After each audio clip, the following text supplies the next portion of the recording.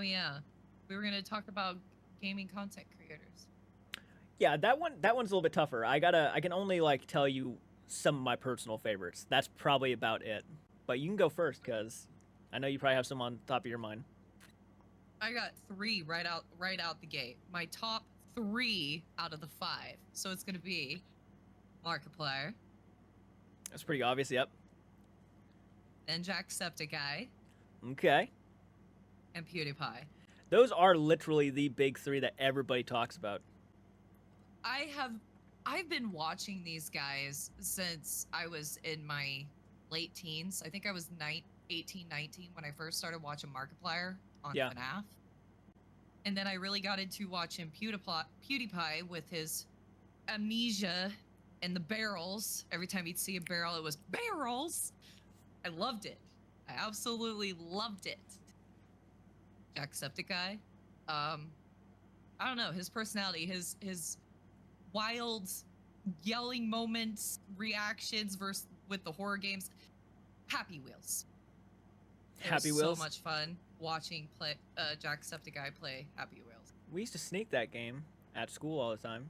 Like Oh my god. school. Yeah, because we were just like not wanting to listen or pay attention. So every time we were done with our homework or we were done with the work, we would just like slip on that game really quick and play it while everybody else is still writing up their tests or whatever. Yeah, it was great. That'd be a I don't fun even one. remember what games we played when we were in high school. I just know they were like knockoff little nature style games. I mean, I graduated in 10, so there wasn't a lot of computer games that we could really access. 2010. Yeah. Nice, Yep. nice. And then you would have been probably what? 12, 13, 15. 2015. 15. Yep. You're the same age as my brother. I should know this. Yep. 2015. I should have been 2014, but because I didn't like the first grade, I don't know the whole situation. I do know the whole situation. Oh, you got to skip? No, I got to go back to Or you got kindergarten to again. go back? Yeah. Oh my god. Yep. I'm sorry. My brain doesn't math either, guys. Watch. I hate math. That. I hate math more than anything on this planet. I used to be so good at math. I hate math more than fakers. That's how much I hate math. Dang, that's really saying Yeah, that's pretty something. fucking. If I had a top 3 list for the most hated things, Definitely math number one. Uno numero. I Screw it. I hate heights. I hate math. Uh-huh. I hate fakers. You know, I like. There's nothing wrong with faking content. Okay, there's nothing wrong with it, but you got to be open about it. Like especially when you're Be doing honest. paranormal. Yeah. When you're doing something that's kind of taking advantage, it's not kind of, it's taking advantage of people's beliefs and hopes because they Yeah, want to believe absolutely. in this stuff. You know, they want to. It's like I think people misunderstand. It's not like people have a problem with people faking stuff. It's that people have a problem with people faking stuff and then pretending they're being real and honest. Yeah. And there's a big difference. Like there really is. I've been seeing so many more legitimate like hate comments that are just really coming after certain content creators because they think they're being bullies, and it's like, man, you know, I think I Who want knew to. spreading the truth would put you in this category of a bully? Yeah. For calling it out. Yeah. You know? Yeah. It's ridiculous. I can't believe we live in that day and age that where you're a bully for telling the truth. Someone actually left a comment the other day, and obviously these comments I don't let them get to me because you know obviously people don't know the full situations of certain things, Right. to where they just kind of feel like they have to speak about something, and that's fine if they want to. I'm not gonna make a big deal about it. But I saw someone's comment where they're like, you know, it wasn't even that long ago when you yourself were being bullied, and now you're out here doing the bullying. Yeah, someone like Why? yeah, someone said that. I don't think you understand that my situation is not being bullied. Everything that's happened with me, that's transpired with this individual, is beyond bullying at this point. It's absolutely Yeah. it's absolute online harassing and straight criminal It's activity. not just it's not just online harassing. I mean there is the stalking, there is the I'm going to call it as I see it. It's emotional terrorism is what it is. He's being an emotional terrorist. Oh yeah. That is a fact. You actually mentioned earlier, did I watch LordBiegel's video? And I did. Yeah. that was the first time. If I even told LB when he doesn't like being called LB, I forget about that. Lord Beagle, I'll just call him Beagle. Beagle's easy. I even told Beagle, it's like, if I were to have done a reaction to your video, you would have seen a very disturbed person. Because I had never once seen the conversation between Brooklyn and Caitlin before. Oh. That was the first time of me seeing those messages, like the full thing. And I was shocked to see the way she was talking about me to Brooklyn. Like, she was being... I haven't finished all of it, so... Oh my God. If you want to touch on it a little, I mean, it's up to you. I'm not going to push. If you want to touch, you can touch on it. I was very disturbed. I'm trying to think of like specific points, because I was just kind of already disturbed while like looking at the messages to begin with, where I wasn't really wanting to pay full attention. As a matter of fact, I almost didn't even want to finish the video because I didn't like seeing that, like, the fact that she was speaking the way she was speaking about me after only a couple messages that never once hinted at that I ever liked her to begin with. Right. And how she was obsessing, like seriously obsessing over me, was a little bit unnerving, to be honest. I gotta be scary. It was weird. And the fact that she even said to like Brooklyn, you know, oh yeah, like Brooklyn and her were talking about how like I want Brooklyn to come out here to Ohio at some point. I think that'd be great. And then for her to say something like, well, yeah, I only live like 5 hours away from him. I don't like that idea that you live 5 hours away from me, especially after seeing that conversation you were having with Brooklyn. Because you're being nothing more than a major red flag. And yes. And Beagle was right when he was talking in his video saying, you know, I should have saw the signs early. I did see the signs. But obviously I'm also a content creator. It's not the first time I've gotten some unsettling messages from people who might just be excitable. Like, they're very excited about talking with me, and I might message back and I might say something and they get excited, and then maybe they say something that might be a little bit, you know, too much, but I don't let it get to me too much, and I'm like, oh, I just appreciate that. Thank you so much. And that's pretty much all I do. But I never realized sometimes how much that would make them feel like I guess that was enough to make her feel like she had a chance with me. I really don't know what was going through her mind, but I mean, that's something. So say what this lady does have serious disabilities. There is no predictability with it. Yeah. You cannot predict what is going to shift in someone else's mind. Yeah. Nor is it your responsibility. It's definitely not your responsibility to assume how other people are going to react. Like, we're all our own individuals. We all think differently from each other. So all I saw on your end was you as a content creator just being nice. Yeah. And that's literally all my intentions were just to be nice, to show that I appreciate the video she was making. I appreciate the support. Yes, I did see the signs. I did. I saw her video about how she like put together some music videos with images of me and stuff like that. I saw those. I knew that she was liking me. I didn't realize it was on the extent of like talking with Brooklyn on a personal level. You almost have to watch the video. Yeah, you almost have to watch Beagle's video to see like why I'm just so disturbed by it. I'm not thrilled. I don't even know what exactly got said between her and Brooklyn, but I can theorize that it's very psychotic behavior. Both me and Brooklyn sent our full conversations that we've ever had with her. So she got caught lying on several occasions, saying that Brooklyn apparently was okay with us being a part of like a 3-person group chat to talk about the drama. And Brooklyn never agreed to that, but she lied about it. Of course. And there's just so much there. I honestly have no interest in talking to her again, especially after she tried to gaslight. When she started getting caught, she started sending me messages. She was basically hinting at, I can't really say the word obviously because of YouTube, but she was obviously trying to guilt trip me. Yes. And when she started doing that, I immediately wanted nothing more to do with this whole conversation between us, because it's like, don't put that on me, especially after you're the one who fucked up, you know? And now, those messages I do remember seeing. Yeah. And I remember my instant reaction to seeing that message. It instantly put me on. I was very upset too. just watching that take place, I'm like, that's where you go too far. There's a lot of people that do this. It is a manipulative tactic to gaslight you, to guilt trip you into being their friend, and that is not okay. No. Under any circumstance. And then she had the audacity to kind of like message Beagle and say, you know, he doesn't think that was like a, I can just bleep it out. Basically, yeah, I'll just bleep it out. Okay. She was asking Beagle, or telling Beagle, like, he didn't think that was like a suicidal note, did he? And Beagle's like, yes, I'm assuming that's exactly how he took it, because that's exactly how it came off. Where she was basically saying, like, you know, I don't know what's going to happen to me, but I just want you to know that I care about you and stuff, like, you know, what's going to happen to me over this. And I'm like, are you really trying to gaslight the situation and like make me feel bad that you fucked up? It's like nobody can ever take accountability for anything nowadays. I've noticed there's no such thing as you taking owning up to your own shit. You're too busy pointing the finger at somebody else. Someone's always got to be to blame for your own actions, and that in itself is such a warped way of thinking. So I think it's important to highlight what is going on.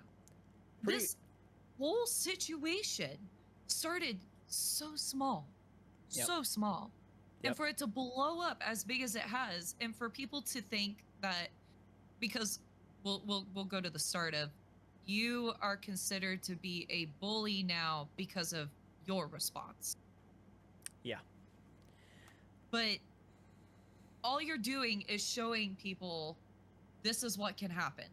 These are the warning signs. You need to pay attention to this because you can be next. You can be a target of this, and you want to be aware of what those red flags are. No, I'll never understand people. No, people are, and that's one of the reasons why I went ahead and just said straight up. It's like, you know, for the people who are out there kind of saying that I'm only using this for attention, it's like, this guy, there's no reason why I would use him for clout. He literally is a channel of 2,000 subs, and I'm not meaning that as a bad thing, but that tells you that I would have no reason to use him for clout.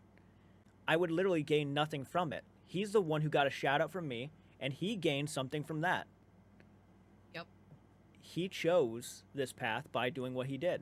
And when he got caught, he started freaking out and saying all of these things like, we're lying, we're painting false narratives, defamation was a big one he would use like all the time. This is defamation of character. And it's like, dude, but of course he's not going to take accountability, because if he took accountability now, that means he has to acknowledge everything we've accused him of.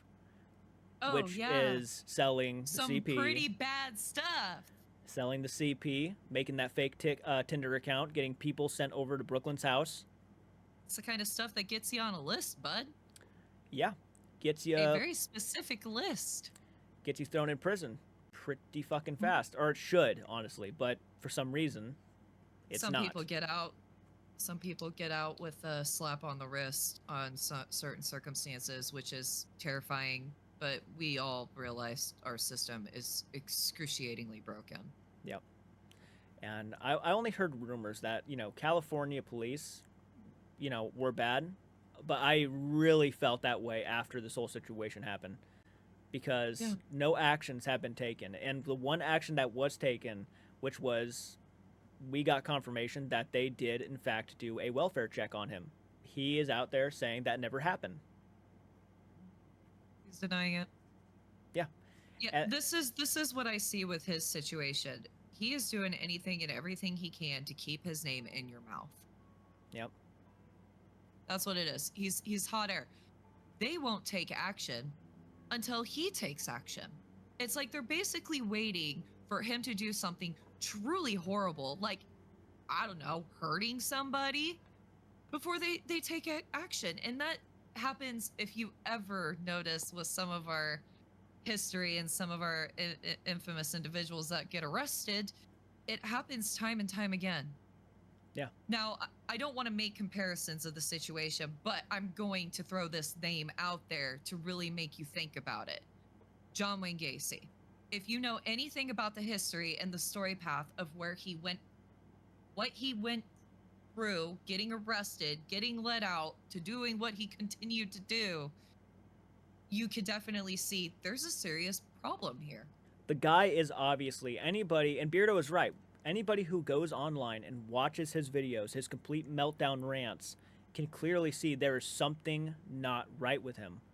Like, Yeah. this is the attitude and the unhinged personality of somebody who cannot control his actions. Like, the guy does not think before he acts, and that's one of the reasons why he's made it so easy for us to pinpoint that it is in fact him, even without all of this private investigator stuff.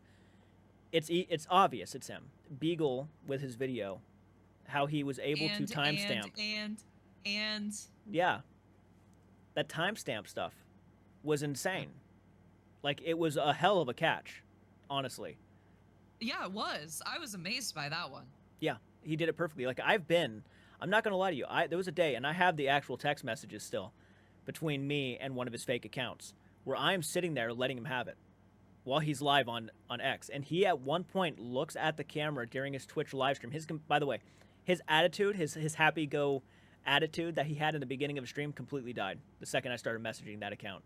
And I just see him at one point say, "Oh, you're funny," during his live stream, out of the blue, out of nowhere. And I'm like, oh, he's getting frustrated now because he realizes, I'm watching him live and I'm literally like letting him have it by saying things like, "Oh, what, you too distracted to actually message me back? You've been blowing me up for all this time, and now that I have a chance to actually talk to you, now you're not going to want to talk to me? Busy with your live stream," shit like that. Like, I let him have it. I was pissed off because this was around the time he decided to message one of my sisters. Oh my god. The second you start bringing like family and friends into it and you start stalking them, I really don't give a shit at that point. No. I really don't. So like, I will absolutely message. And again, if he's innocent, he has nothing to worry about. I was messaging one of these fake ass accounts that he supposedly has nothing to do with. Why is he getting frustrated on his live stream? So, I mean, it's obvious. Yes, it is. And if he wants to take us to court, by all means do so, because you're just going to make it easier for us to arrest you. I mean, he could attempt that all he wants. He has no case, though. No. He literally has absolutely no case. When it comes to receipts, there is no case. So he's just spewing a lot of hot air. Mm-hmm. If he even attempted to go in, an attorney was to actually take a look at this and be like, "Bud, find somebody else. I ain't got time for your shit." If they were smart, nobody would take it. Yeah, nobody would take his case because they would see, obviously, he's the one who started everything. And the one who's continuously starting a lot of things. Granted, we have not received any emails lately, at least I'm aware of. I myself have not. So he's died down quite a bit. Because I think what he wants and is hoping was after that little legal threat he threatened us with is now that everybody's going to back off and he can get back to doing what he was doing. Because he went too far, and now he's like, if I do get busted for this, then I'm going to be in some serious shit. So I got to now kind of lay low and not be in their line of fire anymore. Because that's what was happening. We were posting nonstop evidence that was, making him look more guilty than anything. So right now he's hoping what happens is that everybody just kind of backs off. And we'll back off, of course, but when law enforcement is ready to get something going again, we'll be obviously back onto it again. Because, again, I meant what I said, though. Like, I probably will not post anything about him on my channel again until the day I have his mugshot. Like, I meant that, too. I'm all for it. I can't believe he still came into my stream, and I didn't even see him insult me. I totally missed the low-life whore insult. Did he really? Man. Yes! Yeah, well, so he came into my stream because we were all playing Bigfoot together. Yeah. And, the first thing he says is, "Hi, please don't ban me." Like, he already knows what's coming. He wants it. It's literally the first thing he says. Why is he entering my stream now and the first thing he's saying is, "Please don't ban me"? Because he knows. Because he knows. I wonder... He never jumped back in, did he? After he was... No, he popped in a few times and my mod, Mark, kept banning every single one.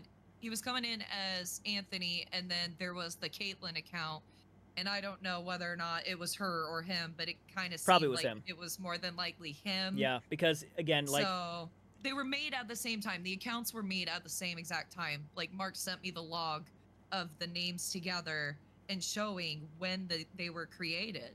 Yeah. They were created at the same exact time. But yeah, he came in, said, "Please don't ban me." Mark was already ready to do the banning when he needed to. I may have called him a loser, and I stand by that statement. I mean, he is a loser. It's an understatement, and then he called me a low life whore. Yeah. understatement by you, but he's more than a loser How at this point. dare I call somebody a loser? Understatement. Guy's a fucking. I know it is. There's not enough time in the day. There's not enough no, time in the day. there's not. No. If they ever ask me to go to court, I'm going to go down the list of what I think about him, and I'm going to be there all fucking day. Yes, I believe this. Yeah, but Lord Beagle did such a good job with that video. He really did a deep dive into showing people why this is him. And again, I recommend everybody going over there and checking it out if you haven't, because it blew my mind. It blew my mind. It was a deep dive, and it's lengthy. Like I said, I still haven't even finished it. I just haven't had the time to finish it. Yeah. But I've been watching it here and there throughout my day of each day. There's like an hour and 20 minutes, but from the bits and pieces that I've been watching, like, this is a serious deep dive, definitely worth looking at and seeing those dots, how they get connected, what the receipts are. It's being all laid out for you. It's definitely worth watching. I like, and this is no offense to Beagle, because he did a great job of putting this all out there. That was the first time I looked at those messages, and I was just so uncomfortable. I just kind of wanted to lay down and be done for the day, in which I did. Yeah. I completely understandable. This is a lot for you guys, to be fair. Besides my address being sent to me and my sister's being followed, that probably creeped me out the most on a personal level, because it was all about me and how she was speaking about me. Going off of only a couple messages that I sent back to her that were never once hinting at that I liked her in that kind of way or anything like that. But she was talking like she was on the same level of how I viewed Brooklyn.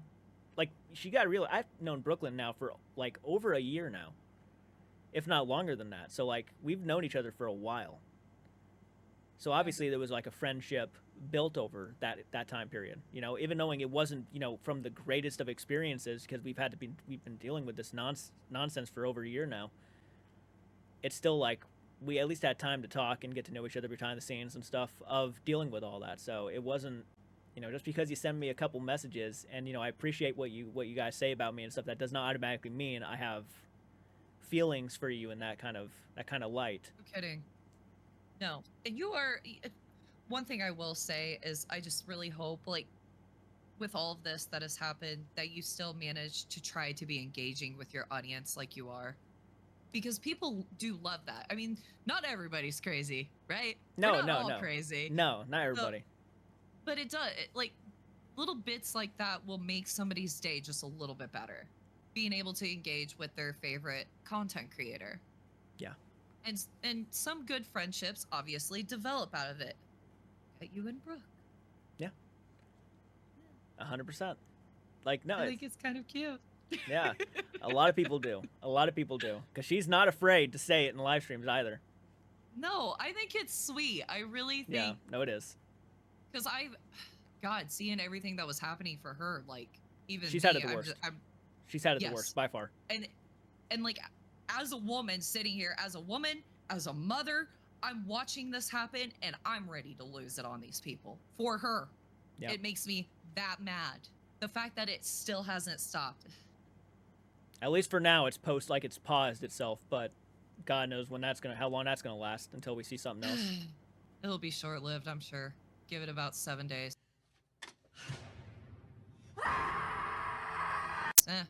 Make it 3. Because it was kind of interesting. We posted all of those IP addresses. He did make a couple rant videos, but then automatically he starts threatening legal action. Yeah. Saying that this is defamation, and they're going to take us to court. May not be tomorrow, may not be next week, may not be this year, but they're going to take us to court. And I'm like, you know what that sounds like to me? That sounds like somebody who's just trying to use this as a scare tactic to get us to back off, because he knows we're right, and he knows. And he's scared because of it. Yep. And that's all he can do, is he can just bark. Yeah. He can't bite, but he can bark. The fact that Beagle's video got freaking blocked and this guy still has content up, I know, is mind-blowing. Even though I don't think he has the ability to bring back any of the videos that are gone, because I'm pretty sure they were taken down by YouTube, though he says he privated them because he's being the good person in the situation. No, but being able to get away with talking about God and telling a woman who has made a comment to suck your dick, or however he phrased that. I think it was like suck or get off my dick or something like that. Yeah. either way, I'm just like, how is it you can get away with saying this crap, but Beagles is considered so horrible that it's got to be removed? Makes Like, no that fucking was sense. necessary to me. It was absolutely necessary to put that out there to warn people what was going on. Yep. Because at the end of the day, when you think about it, this is someone who is being manipulated. Yeah. Coerced. She's 20 years old. Okay. How old is her mind? 12? 13? Because she certainly behaves younger than my 14-year-old daughter. So how many more people are they going to be able to get through and coerce, manipulate? I mean, this is exactly what grooming looks like, guys. It still blows my mind when people compare this to high school drama. Like, it blows my mind. Insane. The ounce of jealousy that this guy has, like, been wreaking. See, it wasn't just about the unfollow. I know people are like, it was more than just the unfollow. The guy never liked me because I got attention from his biggest, like, one of his favorite content creators for doing the same exact content, and he didn't get that recognition. That is one of the biggest reasons I believe why he just never liked me, and he's always had it out for me. Because so he didn't there was no he liked you in the beginning. There is no he's stalking you because he's got a hard on for you or any of the sort. I highly doubt it that he's liked me. Straight up, he hated you from the get-go. I believe he's always not liked me because I remember when Overnight commented on my channel. This was a rant. One of his first rants was when I gave him that shout out, and he decided to go ahead and get pissed off about it. And he said in one of his videos that I don't even know who this J-Cart is. And he kept repeating that. I don't know who this J-Cart is. I don't give a fuck who he is. I don't care. And then all of a sudden he goes and says something like, I know that Overnight or Elton followed him, but I don't give a shit about him. And I don't care who he is. And it's like, okay, well, if you don't know who I am, then how did you know Overnight followed me? You know what I mean? Like, that was already kind of a low-key. He knows who I am. And he mentioned Overnight and Elton commenting on my video. And then he was like, yeah, I think Elton might have even commented and subscribed to his channel, which I don't understand why he did that. You know, I don't know if he saw my stuff or not. Maybe he didn't like what I was saying. Like, I could tell instantly that this is more of a jealousy thing. He's upset because Elton acknowledged my channel over his. After seeing how obsessive fans can get, I can see why Elton avoided him at all costs. Because he saw that he was consistently posting videos trying to suck up to Elton nonstop. And that right there is being obsessive. It can be uncomfortable on so many levels. I didn't do that. I went into it open-minded, trying to give Elton and Corey a chance to explain their situation. I did that. He appreciated that. I even admitted in the video, I was not a big fan of Elton. I didn't really like a lot of the things he did. And he still commented on my video, showing that he appreciated my open mind and how I went into this. That's awesome. Yeah, where A1 was honestly just nonstop talking about how big of a piece of shit Corey Shear was, and how Elton was the one in the right, and Elton this, Elton that, Ginger and Elton this, to the point where if Elton did see those videos, he was probably noticing how much you were just continuously trying to, you know, get his attention. You tried too hard, and that's probably what made him uncomfortable if he did watch your videos. Because he started entering stalker territory. Yeah. Even now, me and Elton are not friends. Just because he subscribed and commented on a couple of my videos, that does not mean we're friends.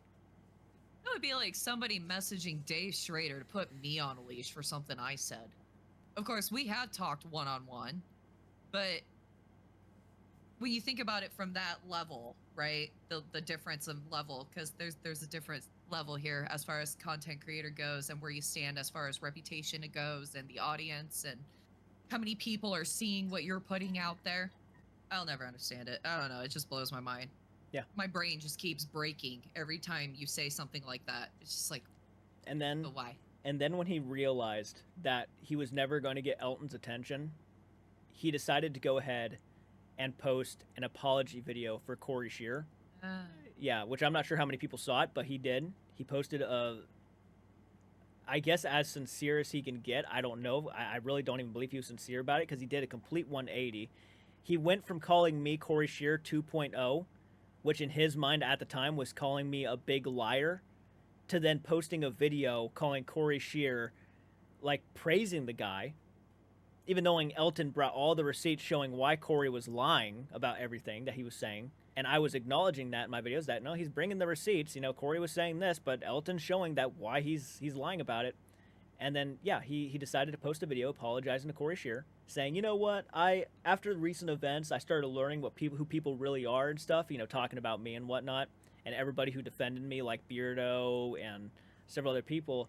And he's like, I really owe it to Corey Shear. Who am I to judge him? You sat there calling me Corey Shear 2.0.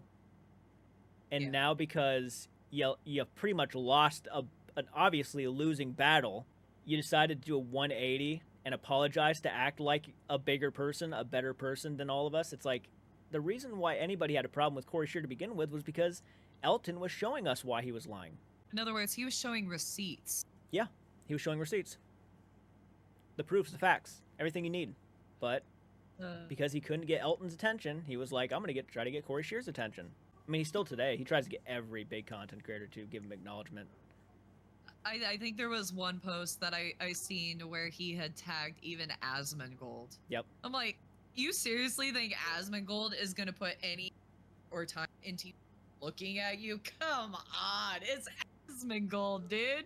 Oh, Mr. Beast, too. Oh. Like, he literally tagged Mr. Beast and was like, hey, man, I have an idea. Can you watch my video and tell me what you think? Yeah, Mr. Beast ain't got time for that neither. Nope. How much have you been able to really talk about all this? I mean, I've seen some of your videos that you go through and you show what was going on in those time frames, but as far as the setting and talking about everything that's happened, how much have you gotten to be able to talk about it? Not an insane amount. How does it feel just kind of like getting more and more out there? Oh God, it feels pretty good giving my own personal thoughts, because I try to hold back sometimes on what I say, because obviously I don't want to come off like a pissed off person. I don't like saying a lot of these things, I don't like to, even though it would be rightfully so. Yeah, obviously, like I know I have the right to be saying a lot of the things I'm saying. I still don't like doing it. Once he's finally arrested and they actually take action, like, you have no idea. I've been waiting so long just to get that text message like they finally arrested him. I have a little bit more faith in the system again. Oh yeah, and I get that feeling. I want them all arrested, to be honest. I want specifically 2 people, I think we know who I'm talking about, to be put behind bars for this, because they have been pulling some heinous strings. He's gonna lose track of all the lies. The more and more the lies keep stacking, the harder it is to defend. What are you doing? Crazy. It's ironic, because I've said the similar things about, like, ghost hunting channels, too. It's like, the more lies and the more times you guys over-exaggerate, the more people are going to start to notice this and start not believing in it. I think they shoot themselves in the foot when they say a demon's involved or there's an attachment, a demonic attachment. Because I have very bad opinions about all that. Yeah, it's like, okay, well, if this is the extent of a demonic attachment, we got nothing to worry about. You might as well go around and play with the Ouija boards and stuff, because obviously there's nothing dangerous to be held here. Okay, so Annabelle gave someone a nightmare. Is that the extent of a demonic entity? Why? If it is, that's not all that bad. No, it's not. I'd be okay with that. No, it's not. And look, the reality is, you have to be careful on how you say this stuff, because people automatically think it's about jealousy, and it's not. But the truth of the matter is, a lot of the people that do this are insanely successful. They're insanely successful. They're living life to the fullest, which is obviously something that they should be proud of. That's great, because a lot of people would be doing the same thing. But at the same time, you're claiming that all of these things are dangerous, and you're saying that these things ruin lives. And that's just simply not what's happening. Nobody's had their lives ruined. There's even people that do this, right? There are certain individuals that do this, and they create this hype, knowing they're creating this hype because, well, that's what the audience likes. They like it scary and intense.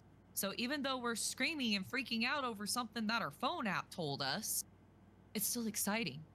Because realistically, when you go on an investigation, most of the night, it's like fishing in the dark. You may or may not get something, and even if you do get something, it's so hard to prove that it happened. Because of these idiots that are going out there claiming demons on everything, and then they're scripting it, and then they're putting in masking, and they're doing all these different things to fake it, which makes it difficult for some of us who are in it to truly try to find some answers. I started watching the paranormal as anybody else, believe it or not, like as normal, just being excited about ghosts and the possibility that they're out there. I think a lot of us have. So, like, I watched Ghost Hunters back in the day. I watched Ghost Adventures, and I reviewed that stuff. I wouldn't question much of anything.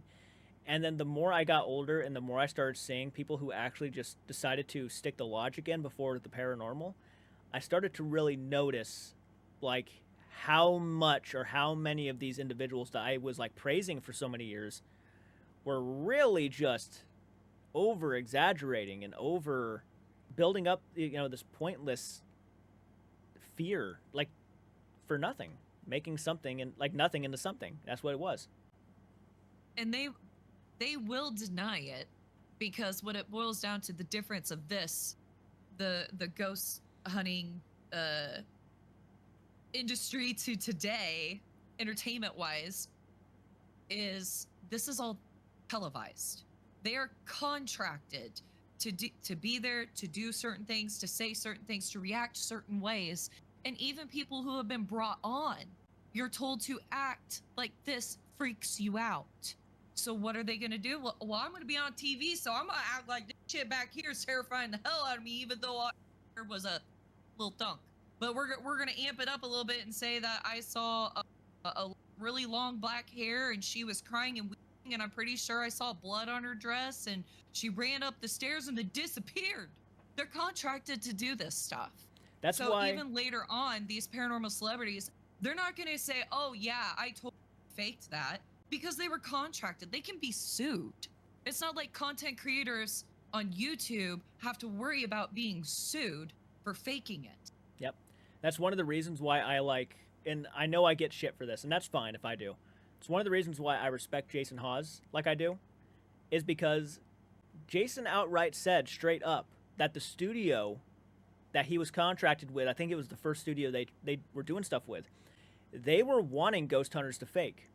They were 100% wanting ghost hunters to fake. And Jason said, we're not doing that. And I think they even attempted to actually manipulate the audio in one of their episodes. Like, the studio got involved and tried to pull that shit. And Jason walked up to them saying, if you ever do this again, we're walking. We're leaving. We're not going to tolerate it. And I'm taking the entire team with me. And I think the one person who kind of sold out to the idea of faking was Grant. Yes. He decided this is what the show should be because it was going to probably bring in more views. And I hate to say it, but he was probably not entirely wrong either, because that's what people love, is to get spooked and scared when watching ghost shows. And I don't blame them. But at the same time, it's like, it's lying. It's outright lying and pretending it's real. I don't know. I just don't understand why people find that not toxic. Like, they find everybody calling them out toxic, but they don't find the lies that they're being fed toxic. As long as you're entertained, I guess. As long as you're entertained, I guess. That's the important thing for a lot of people. I will definitely say, of all the investigators out there in the world, Jason has always been my favorite. I looked at that man so many different times watching him on TV going, God, I wish my dad was like you. Like, I looked up to him like this father figure on TV. Yeah. I always loved how his approach was. And one of my favorite episodes to date that they did was when he was talking to his daughter about this weird phenomena of the Hat Man. And I was immediately glued. I was binge watching Ghost Hunters one night, and when I stumbled on that episode, I like lost it. I'm like, oh my God, this is something that even me and my siblings have experienced in our childhood as kids. Was this Hat Man.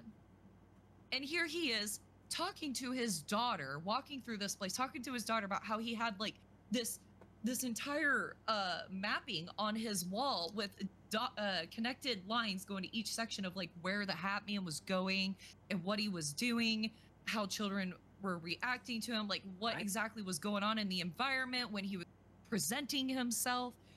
That fascinated me so much, and I loved watching that interaction between I don't know if I ever saw that. I mean, I honestly had never seen a whole lot of Satori and him in the show. It wasn't Satori. It was one of his older daughters. Okay. Because his kids have been on teeny tiny babies in the first 5 seasons, like they were itty bitty little guys, and then later on down the road, here they are as adults or older teenagers showing up on episodes. I'm not too sure if I got your opinion on Satori and Cody. Oh my. What are your personal thoughts on that whole method? So these are my thoughts. I think they're faking it. I think what they were doing was exploitive. as far as people coming in. And now this is speculation because it's like, I don't have the facts. I'm not there to see it firsthand, right? Yeah. So this is just my speculation, is it looked very scripted. It looked like it was set up to be this way. And what really, really stuck out to me was when Sam and Colby went there. And which one is it? Who's the blonde again? Is Sam. Sam the blonde one? Yep. I always get that mixed up. When he starts breaking down, and I'm like, okay, so is he legitimately crying over this, for one thing? Is this real? Is this genuine? Because if it is, then what these guys are doing right now, they're exploiting. And to make somebody go through those emotions over something that they could have looked up and acted out themselves, I think it's been pretty much debunked. Like Mythos pointed it out with Cody's ankles in one of the videos they did where he's sitting on a chair. You could see it. You could see the rolling, and as you get older, joints, everything starts popping. Yep. That's and then the many times that Satori or Cody tried to hide his ankles by putting their hand in front of the camera and stuff like that, little moments like that for no reason, but they did it. And then, well, Satori made that comment of like, I don't want people seeing my feet on camera because of, people out there with a foot fetish. For one thing, I would agree. I wouldn't blame her in that sense. But the other, I was like, wait a minute, but you've worn flip-flops and stuff. So there's literally how can you go and say a picture of her on like Instagram that people found of her like posing, and her feet were in the picture, like for everybody to see. Exactly. I was like, you can't use that as an excuse, knowing that you've already got those images out there. I'm sorry, when you're making such an amazing claim. That's what it this really is. Was. It's an amazing claim. When you're making that kind of a claim, people are wanting to see whether or not this is true. Yeah. Because if it is true, this is truly mind-blowing. So many people will come out of the woodworks just to have this experience. Yep. Because we all have questions that are not answered. We're living. We don't know what's going on the other side. We don't know where we go. We want the answers. Yep. So when we lose somebody that we love, we want to know if they're doing okay. We want to know if they're okay. Yes, it is an amazing claim that if it's true, so many people would come to. But now if it's false, all those different people coming around, how are they going to feel when they find out that you have faked something and exploited every single one of those individuals and their family members, and they went through that mental toll? So my opinion is, yes, I actually do think they're faking it. I think it sucks. I don't personally have any qualms with the two. Like, I've always thought they were such a sweet couple, but now I'm just like, it really sucks to see that it went this route. I gotta say, and I did see all the videos about the debunking and whatnot, and that really kind of confirmed my suspicions, but it wasn't what really kind of dropped the hammer on this, or like really told me outright that they were faking. What really told me they were faking was how they responded. Yes. I saw the response video, and that pissed me off so bad to see how they were handling the criticisms, how they were handling people questioning their method. It really rubbed me the wrong way. After I had literally been just sitting there, after watching all the debunking videos, after just trying to give them a chance after chance after chance to prove us wrong, they denied doing anything because we're not going to be your lab rats, is what they said. And I was like, okay, first off and foremost, when you are a ghost hunter, you are, in a sense, treating those spirits, those people, like lab rats. When you are asking them to do things for you so you can see if they're really there, that is treating them like lab rats. You're alive, and you have the ability to show us whether or not your method is real. You are claiming you are speaking to the deceased. Like, this is the least you could do if you are telling the truth. You have nothing to worry about if you're not hiding nothing. The only reason why you would turn it down is because you know deep down, if you got someone who is a real scientist or somebody who can see the motions in your feet or anything along those lines, they're going to know immediately you're lying, and they're going to point it out. And you know that's going to happen, so that's why you would avoid it at all costs. They will only pick and choose who they let interview them, who they let see their method. And that was the next problem. That was the next problem that came in, is they finally did do a video, but it was a very controlled setting. Yep. And that controlled setting created more suspicion, more doubt. Like I said, I thought the couple was sweet. Like, just appearance wise, I thought they looked sweet together, going around doing these experiments together. I thought it was great that this couple is doing investigations together. Yeah. I thought it was admirable. I'm like, oh my God, you're going to be a power couple. This is awesome. But then they had this crazy claim that it just, If it they looked really bad in the end. If they stayed ghost hunters instead of trying to put off this entire charade, they could have probably been very successful content creators, honestly.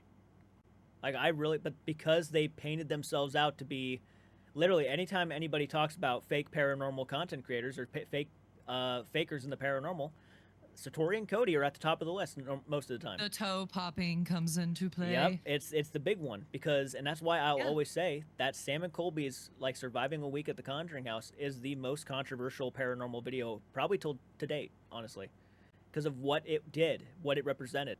What all this created, like, even for me, I was watching Jason Hawes on YouTube because I was a fan. Yeah. I didn't know about anybody else in the community as far as the debunking community goes. I didn't know about Beardo. I didn't know about Cider Guy. I didn't know about you. I have learned and discovered more and more people because I was already watching Jason Hawes from the get-go.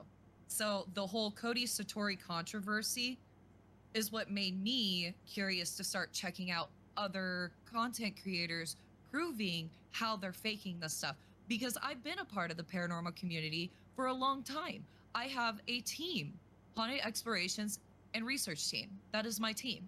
Yeah. And it's a team of family members. We've been doing this for over 8 years now, of going to locations, doing investigations. We've done a lot of private investigations. None of that will ever be posted up because, again, it was a private thing. It wasn't something to be aired or used as content for people to see. Right. So I never posted any of that up. But the haunted locations we went to, yes, I did put all that together. Jason Hawes is the reason why I am here, a part of the debunking community. So I do find it strange for people to categorize and separate debunkers from paranormal investigators when it should all be the same. Yep, it should all be the same. It's a part of the process. It's pretty much inserting common sense into your investigation. Like, yes, a curtain moved. Okay, is there a crack in the window? Is there an air leak? That should be the first questions you ask before saying, oh, can you do that again? Yep. And then it blows again, and they're like, oh, they start freaking out and screaming and stuff instead of walking over there and realizing it's the wind. Oh, shit. There's a vent right there in the corner, and it just, the air conditioner kicked on, and it's just blowing it every so often. Do you know how much shit I got for that? When Colby and Sam went to a house, I can't remember the name of the house, but there was an air conditioner behind the door that would consistently slam shut. It scared Colby to death. I pointed the air conditioner out in my video, and I'm like, there's an air conditioner right there.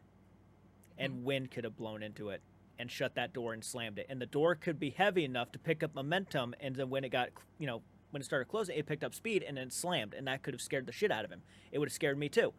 I'm not saying he was lying about his reaction. I was just saying, I think because he didn't debunk it and go up to the air conditioner and check if there was wind blowing through it, that could be a logical explanation. People lost their minds.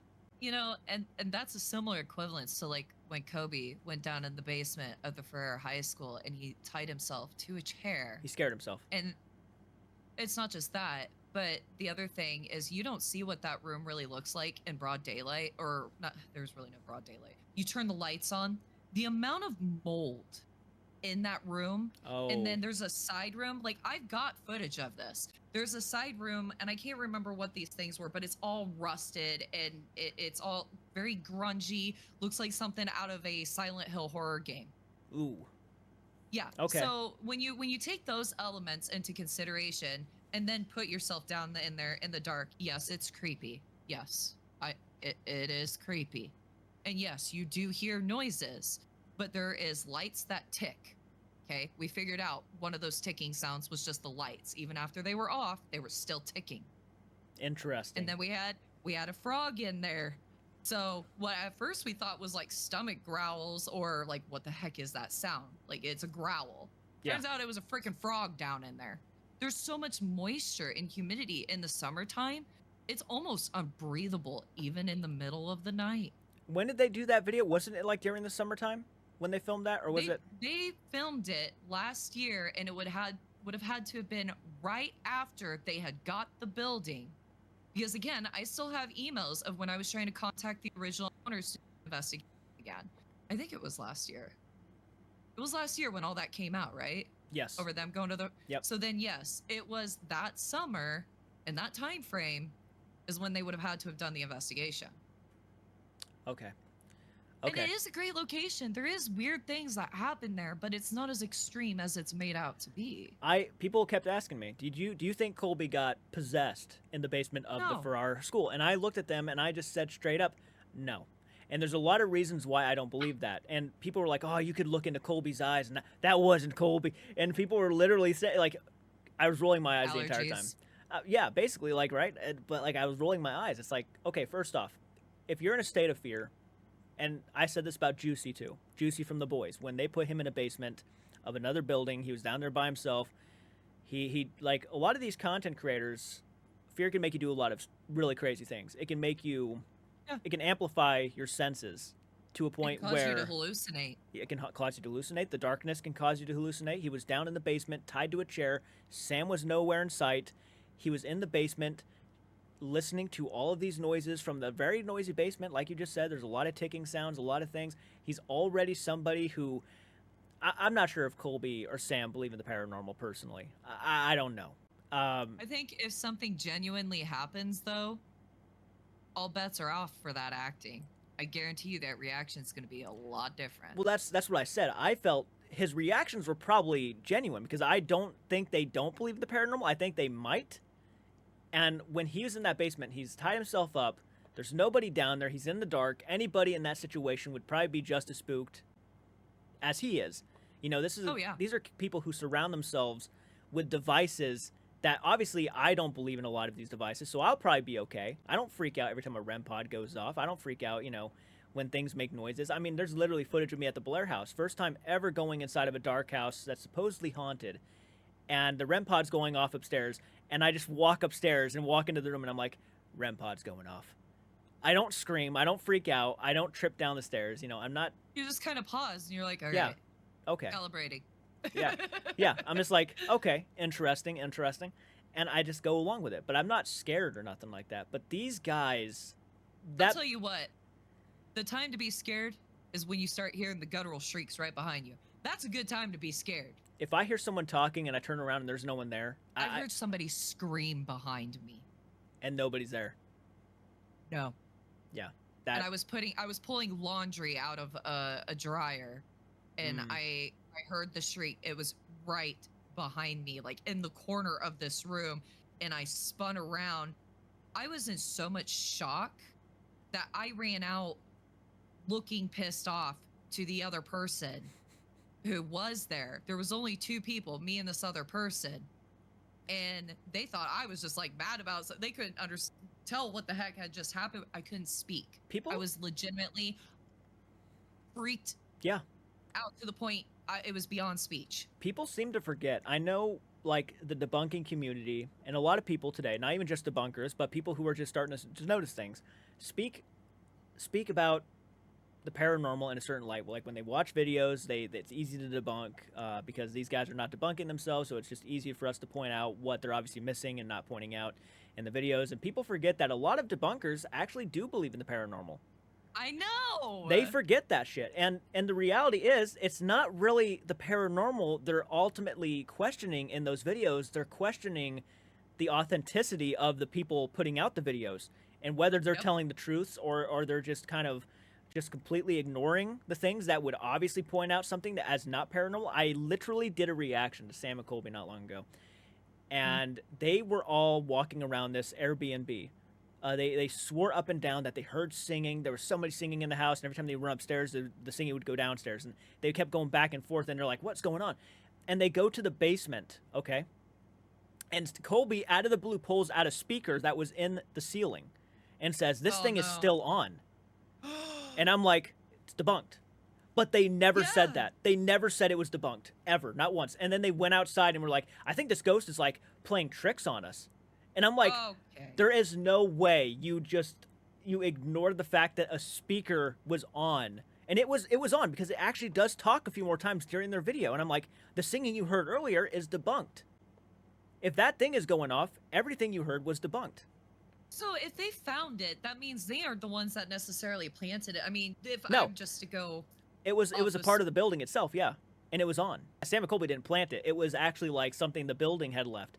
But they never said it was debunked. Like the music and the singing they heard. Oh my god. And I thought that was like, that's insane that you would not point that out. That's huge to point out, actually. Yeah, I was excited though. I was like, I would have been, if that was me in that video, I would have found it hilarious that a speaker was just found. You know what I mean? Been like, hey, debunked. Yeah, this place is obviously, there's no singing lady walking around. We're okay. Oh But- my god. But then they ignored it, went right to the Alice box or whatever they used, and it said flower, and there was a set of flowers down there, and then they made a big deal about that, but ignored the fact that the speaker was just discovered. I found that was like very telling about how a lot of ghost hunters like to operate. They went with It's not okay. They went Yeah, with they it. went with it. And they accepted it for what it was and said the ghost could have been playing a trick on us and making us go around. It's like, guys, they would hate to do a collaboration with me. That was the fucking speaker. Colby, you had it in your hand. You had it in your hand. What are you talking about, man? Makes me wonder who does the editing exactly. I think they said they do, but something tells me they might have an editor. I mean, I wouldn't be surprised. These guys are very successful. Because well, yeah. I mean, doing it for as long as they have, they should know by now to point something like that out. But it's interesting that something like that just gets cut right off. Yeah. So it just makes me wonder who's doing the editing. Did they actually announce that segment? You know, did they actually say it back and forth? Like, My God. oh shit, it could have been this speaker. I honestly... And it just didn't make it in the video because of whoever's editing it just tried to cut it off. Honestly, if I were Sam and Colby and I noticed that and some editor cut that part out where I'm like, this is debunked, Yeah, no kidding. I would have been lose I'd it have too. been pissed. I'd have been like, you just made me look like the biggest dumbass liar on the face of the internet. Like, because you refused to put the part where I said it was debunked in the video. Or like, just slap a giant debunked over the screen. Even fucking Ghost Adventures did that sometimes. Like, I know. debunked. It's like, They okay. did for the amount of fakery that they pulled because, yeah, I hate to break it to the world, but there's definitely proof that they just faked their crap. Yep. And for as much as they faked it, it's amazing. They still have moments where they debunk things too. Yeah. And they would do the big old red barred word debunked. It's pretty fucking bad that Ghost Adventures has probably debunked more in their careers than probably most of these ghost hunting channels probably have ever used the word debunked in their entire lives. Like it's pretty bad. And Ghost Adventures is that, like, it's the king of probably the most fakest paranormal, and I'm just going to be honest, I can't stand what Zach Baggins is today, but I will tell you right now, early Ghost Adventures was still entertaining as all hell. It was entertaining. It was I loved it. entertaining. I loved it when Nick Groff was a part of it because I'll be honest, like Nick Groff out of all of them was probably my first. There's Jason Hawes, Nick Groff. So Jason is like father figure. Nick Groff was like this kind of cool investigator that I wanted to like meet and be similar to as far as investigating. So he was like an inspiration. So he was like an inspiration for your style. Yes, yeah, he was like an inspiration. Okay. And I really enjoyed his approach. I just didn't realize that there was a bit too much hype going on in that time frame. I can't stop thinking about that one episode. And Zach used it a part of his opening for his, like, you know, his famous monologue for his opening for his show, where Nick and Aaron, they hear something in a certain room and they start fucking bolting towards Zach, and Zach is yelling, "Stop running! Stop running! We're gonna handle this right now." I thought that was the funniest. Yep. Like, looking at that now, obviously back then when I was a kid, that was scary as shit because, like, I didn't know any better. But like today, when I look at that, I'm laughing so hard because I'm like, guarantee you, a chip of paint fell from the ceiling and just spooked the shit out of them so bad that they had to bolt. Yep. Yeah. And that does happen. I will say for sure that can happen. Oh yeah. There are At an places. investigation, There are things places happen, where and you're you kind of run on accident, like it's just instinct to just bolt. Oh yeah. Oh yeah, but you're not going to make a spectacle of it, like start screaming and throwing your hands up in the air, like a lot of people like to do now. I remember watching. I will say. Oh, go ahead. No, go. I want you to go ahead. Okay, there was one time at the Velasquez murder house. So we cool. went, and I was inside with my camera. It's been the second. I think it was the second time we went there. So I was like, "Hey guys, we're back." And as I'm recording, I'm like, "You know, it would be really cool if I could get you to like give me really loud thuds, 3, just right out the gate, you know?" And it happened right behind my head. So I don't know if you've ever seen the house or how tiny I have seen the stairway is. Yeah. I would love to go. Do you know? It's a really small building. If you go, don't take very many people. Trust me. I was on those stairs, like at the very bottom, and I knew there was shoes behind me, and we just got the camera set up. So when I had those 3 loud thuds hit behind me, I didn't know how to react. In fact, my body reacted faster than my brain could react. I freaking flew out that door so fast into the barn, full speed ahead, and my entire team was laughing at me when I ran through the door. Jesus. Because they couldn't hear what was happening. They see the camera set up, they see it looking up, talking, and I got my camera as I'm talking, and then they just see me freaking bolt. And they all laughed at me. I'm like, you have no idea what just happened. And I had this footage, by the way. I had this footage. Yes. So I played it back for everybody, for them to listen to. Yeah. And then we watched on the other camera to notice, like, I wondered, maybe it was the shoes behind me that did it. Maybe I, like, bumped them and didn't notice. The shoes never moved. What sucks about all this footage, because we did get the 3 loud knocks behind my head, is my computer crashed and I lost a mass majority of everything I'd accumulated for 3 years of investigating. That's why we have I had something, but I can't share it with the world now. That's why I start buying hard drives and stuff, so I can just start moving all of the stuff I do. Like if I start going out and doing investigations again, every fucking time I go on investigation, I'm gonna make or get a personal hard drive. Thumb drives. Yeah, for specific investigations. Put like a sticky note on it, say that's the investigation here, and then put it on the shelf, because if ever it comes to where my PC decides to crash and it takes all that stuff with it, I'll at least have extra copies of everything on standby. Yeah. That was definitely my beginner phase of doing this. Like now I know to have the thumb drives or the SD cards. Like I've got multiple SD cards that are up to 512 like gigabytes or whatever. Yeah. So make sure you keep it all saved. I gotta say though, people forget that a lot of people who are interested in this stuff and even call this stuff out on YouTube are actually genuinely interested in the real stuff, and they want people to be able to claim that they caught a real ghost, or they want to see like the footage that they can't explain, and like they always do. But unfortunately, I'll tell you right now, and this is what I always go to, we live in a world where there is more factual evidence that there are liars more than we do like real ghosts. So that's a fact. So I believe in liars much more than I do ghosts, because we have actual factual proof of that.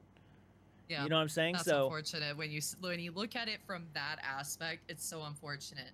But it's so true. It's so true. I know people. Look, I get it. It ruins the fun of it, and to an extent, it does. I'm not gonna lie. Like there are some videos where I was watching debunkers, and I'm like, I really wish that wasn't the case. I really wish that was real. I really wish that actually happened, because I wanted that Satori and Cody thing to be real. Yeah. Me too. I went downstairs and I was like telling my parents, I think we actually have a way to communicate with the dead now. Because I was like, I know. There's no way to explain that. And then all of a sudden, Mythos comes out with his video, that son of a bitch, and he points it out. Dang it, Mythos. And he points out what obviously that's probably true. And then I saw the videos of people actually tapping their toes, and I'm like, it sounds pretty damn close to what I was hearing in that video. And I'm like, oh, get the fuck. And then when Satori and Cody posted their response, I was like, that's it. That's it. It was done. The answer was there.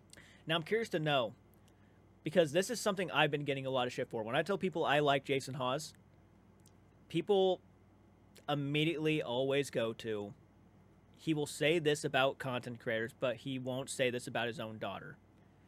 So like Satori obviously is a faker. It's obvious. She's a part of it. She knows it's fake. And Jason recently came out with a post on social media where he basically said, like, content creators do fake stuff, over exaggerations, fake reactions, the whole 9 yards. Everybody criticizes a lot of ghost hunting channels for. He called out too. A lot of people had a problem with this because they feel like, well, if you won't even say this about Satori, why are you saying this about other ghost hunters? Easy. It's his daughter. Nobody. I don't care. Even if I knew my own kids messed up about something, I'm not going to sit and go online and slate my children. Yeah. I would never do that. And this is Jason's daughter. I mean, God, give him the bias. He's allowed it. Yeah. The reality is, like, people don't put themselves in the situation of someone like Jason Hawes. You don't know the conversation that they could have had behind the scenes. For all we know, and again, I'm not going to put words in people's mouths. I don't want to sound like this is absolutely what 100% happened. For all you know, or anybody else knows, Jason could have called her out for this. Oh, yeah. And behind closed doors, even. Yeah. Well, that's the proper way to do it if you're her dad. Yes. And let's say, for example, we don't know what Satori could have said in retaliation. No. He could have been threatened. Maybe like, oh, well, I'm never going to talk to you again if you say something. Or like, I'm not saying that is what happened, and I don't want it to sound like I'm saying that's factually what happened. But like, we don't know everything. We don't know what could have been talked about behind the scenes. So like, he already said not to take his word for it because he's biased to his kid. He's not going to come online and start saying that she faked this, she faked that, she lied about this. He's not going to do that because obviously he probably loves the relationship he has with his daughter and probably doesn't want to ruin it for the rest of his life. Because I don't blame him. No, I don't either. And I'm not going to hold it against him. I already can determine, and I think most people here can determine, that the method's fake. Yeah. On so many levels, so many times it's been debunked, and they continuously debunk it by not doing what they continuously say they're going to do, and that is get an unbiased person to look at their method and debunk it. Like, if you're going to do it, get people who are undoubtedly going to debunk you. Get those people, like Kenny Biddle, for example. I'm pretty sure. Oh, yes. Kenny Biddle would be perfect for it. Yeah, Kenny Biddle, Beardo Side-Eye guy, if he's out here. Like, get people who will absolutely, like, 110%. If you are faking, they're going to find out you're faking, and they will do whatever it takes. That's when you're going to prove people wrong. But until then, nobody's going to believe a word you say. Like I said, I like them. They're a beautiful couple. They're sweet together. But I definitely think the method that was used was exploitive. It was wrong. And it's just unfortunate. It sucks. It really sucks when I think about it. But I certainly do not think Jason deserves any heat, really. Backlash or heat for his... I don't think it's deserved to receive heat just because he will not come out and say bad things about his kid, for God's sake. Yeah. Like, if you have kids, surely you gotta have some empathy. Yeah. And there are people out there who genuinely, like, truthfully, they feel they cannot respect him because he is not coming out here and openly saying that his daughter faked anything. I respect him more. You're welcome, Jason. Like, I respect him more as a father, a parent, a human being, for not going on the internet and putting his kid down in front of thousands upon thousands of people. Now think about this. Like, he saw how much heat they already were getting from everybody when they started getting called out for faking. Yeah. To be the father of that person and then add on to that depression because you decided to call them out publicly to the world. Like, if Jason Hawes would have come out here, who knows how much the hate towards Satori and Cody would have gotten and amplified. Oh, yeah. If Jason Hawes, of all people, said they faked that method and they were taking advantage of people. And that could have put, like, they were already probably suffering enough because of what they were already receiving. I heard they received death threats and shit like that. Satori looked like she was losing weight rapidly. Yeah. Like, really fast. I imagine there is a lot of, I don't know, it didn't feel like dieting to me. That felt like somebody straight depression. That looked like somebody who is really going through some mental shit right now. Like, people got to keep in mind, yes, I do stand by, yes, fakers need to be called out. I 100% do. I will always, But you got to keep in mind too that these are also human beings, and Yes. they do feel and they do suffer because of this. And in the beginning of all this, even knowing, yes, I had my problems, I still was always sure to say, do not go over and give Satori and Cody shit. Here's the other thing that you got to bear in mind about all this as well. You don't necessarily know if they were coerced into doing it and continuing to do it. Like, oh, you got a tricky little method we could use at this location?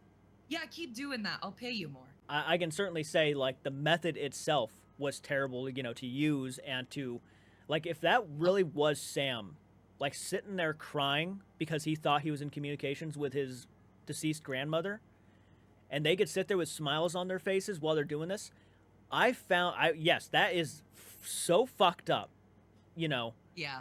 Like, I couldn't even imagine if that was my grandma that they were doing that about, and I found out they were lying.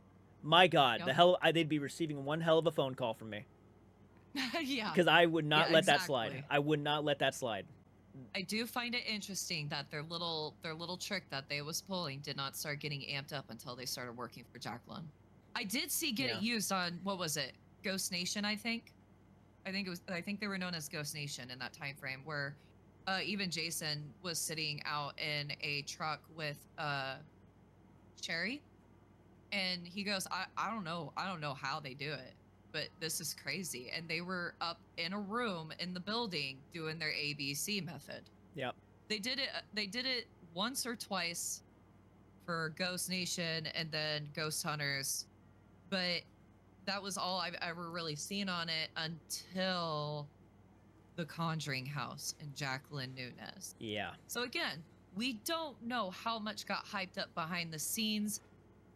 We really don't. No, we don't. So I'm not going to sit here and say that they are terrible human beings for what the method was awful. Yes, the method is awful, especially when I'm thinking this is being faked. Yeah. But I don't think they're terrible, and I don't think Jason needs slated for not calling them out on it, I've had a couple conversations with Satori in Messenger. Oh, yeah?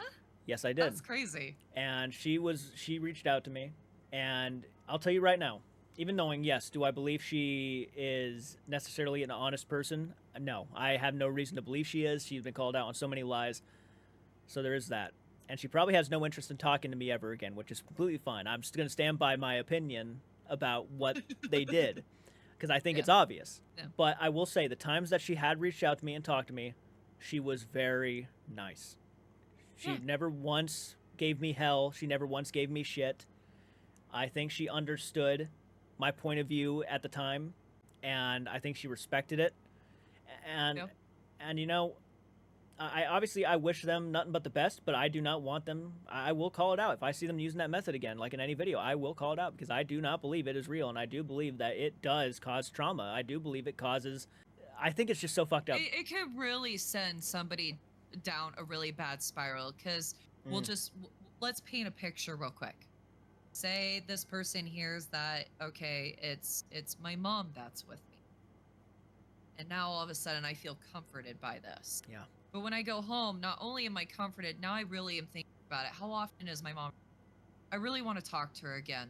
Let's start pulling these devices out, and I'm going to communicate with my mom. And then all of a sudden you get out. Whoa, Mom. And then someone goes into your house. Why are you being mean to me? And then someone goes into your house. I'm going to be upfront with you. That wasn't your mom you were talking to. That was a demon. That was a demon known as... And they give some crazy ass Zozo. Name. Yeah, Zozo, the black-eyed demon. Twin Paranormal called him that once. It's like that's where this can go, and this can be such a mental toll. And I hate to say it, but there's a lot of individuals when it comes down to demonic activity. Like, I have yet to see one incident truly being proven to be demonic activity. It's usually a family and a mental crisis. Yep. And I know this by experience. I've had firsthand experience. I watched somebody lose their life because of it. So I'm very passionate about it. And a lot of this is the reason why I got into the paranormal to begin with, was because I was raised to believe in these demons and their existence. And I had a lot of questions. Yep. The stories I would hear when I was a kid from my family. And I remember I was hearing a story about how my family were out back of this house back in like the early 2000s and whatnot, or maybe even before that, and they were messing with an Ouija board. And they said, and look, I'm not going to sit here and say this is the truth or not. I don't know, but they said the Ouija board supposedly caught fire and flew into a fire pit and was screaming on the way over. Like it flew and it was on fire and it flew into the fire pit and was screaming. Yo, I would have loved to see that.